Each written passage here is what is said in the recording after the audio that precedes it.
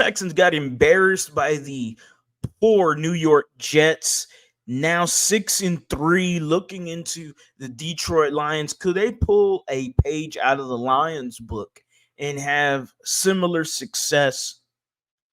Let me talk about what I am trying to say here. What is going on, everybody? Welcome back to a brand new episode of The Lead. Your host, as always, Harley Dugan. Remember, this is The Lead Houston, where it's all Houston all the time. And one of the best things we do here on The Lead is we never bury the lead. And the headlines coming into today, one of them is I had tweeted out just a day ago, Bobby Slowik, Houston Texans. We all know that the offensive line continues to be the notion when it comes to the just the embodiment of this horrible offense. The offensive line continues to be the card that keeps getting played. But we also know that the play calling is very suspect when it comes to Bobby Slowik.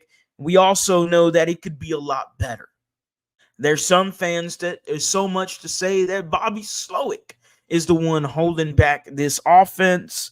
I would say it's more so the offensive line and less Bobby Slowik, but it is tough to continue backing this man up after the game you had offensively against the New York Jets. It is tough to back him up because he knows. If anybody knows how bad this offensive line is, if anybody, it would be Bobby Slowik, your offensive coordinator, who's been now second year with this team. He knows this offensive line better than any of us. And he knows the inadequacies they are. They are who we thought they were. I mean, this has been an ongoing issue that is frustrating. It is just nail scratching. I mean, I am sick of this. This conversation of the offensive line continuing to falter your offense, Texans fans, the same offense that was explosive last year with a makeshift, just throw it up and see what happens and let's see where the dice lands. And, eeny, meeny, miny, mo. Y'all are going to be the offensive line today. That's what it was last year. And CJ and the rookies were cooking up folks and making a name for themselves and entering the NFL. And now this year, there are conversations that, CJ looks like he's having a sophomore slump. It ain't none of that. That is 0%. CJ Stroud has missed some throws, yes.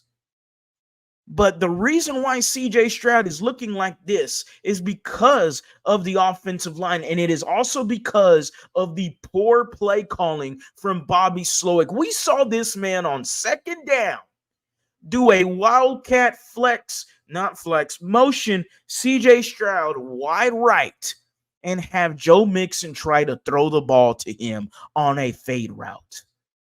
One of the dumbest play calls.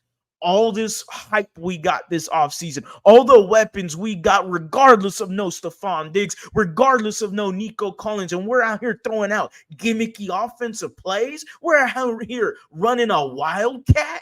Come on, man. This isn't what you're supposed to be doing. I don't see the Kansas City Chiefs going out there and going, hey, Kelsey, hey, Kareem Hunt, why don't you be running back? And Mahomes, why don't you play wide receiver? No. And I know we don't have an offensive play caller like Andy Reid, but damn it, this is annoying.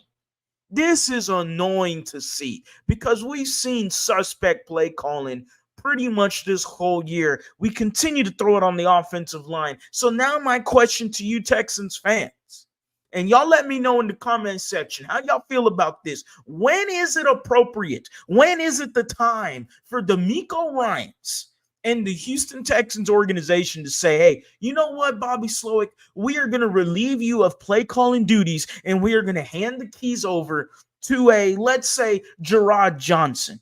And anyone can say, oh, well, Jerrod Johnson, he's a rookie play caller. He's brand new. This is the same Jerrod Johnson as a quarterbacks coach that was getting not only offensive coordinator positions that was getting interviewed for, he was also getting head coaching interviews. That is the Jerrod Johnson we're talking about here. The same Jerrod Johnson that has a great relationship, a fantastic relationship with CJ Stroud since high school. This is the same Jerrod Johnson that went over into that Colts game. Was it the Colts game?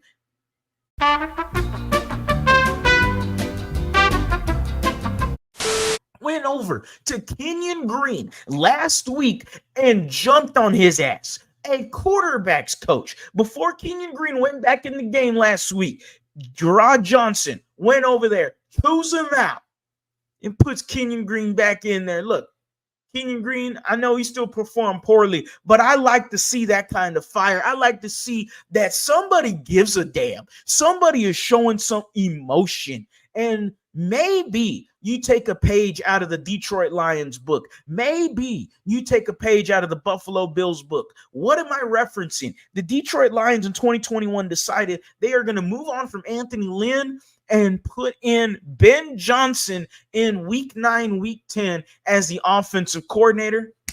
They've never missed a beat since. The Buffalo Bills decided we're going to move on from, I believe it was Ken Dorsey, and we're going to put in Joe Brady, the same Joe Brady that a lot of fans were wanting as head coach, the same Joe Brady that had a lot of heat for the position he did with the Carolina Panthers way back when.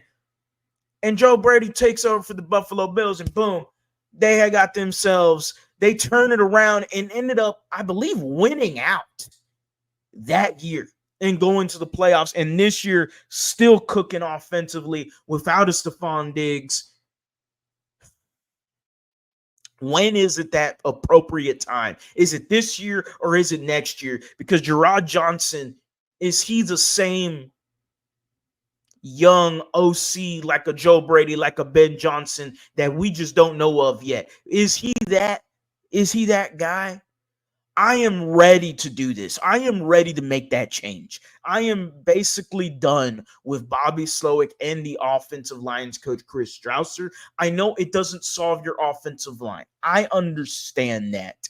But damn it, Bobby Slowik, who did not adapt the offense at all against the Jets. The Jets were blitzing you like crazy. 3rd and longs, you know your offensive line can't hold up. Why not go to a quick game? Why not throw slants, bubble screens, something to get yourself in a rhythm, to avoid the rush, to avoid the poor offensive line play, and to avoid hits on your franchise quarterback in CJ Stroud? Because at the moment, the Houston Texans do not give a damn about what is happening to their franchise quarterback as long as they keep this offensive line playing the way they're playing with no moves whatsoever. As always, guys, go Astros, go Rockets, go Texans. You have a blessed day.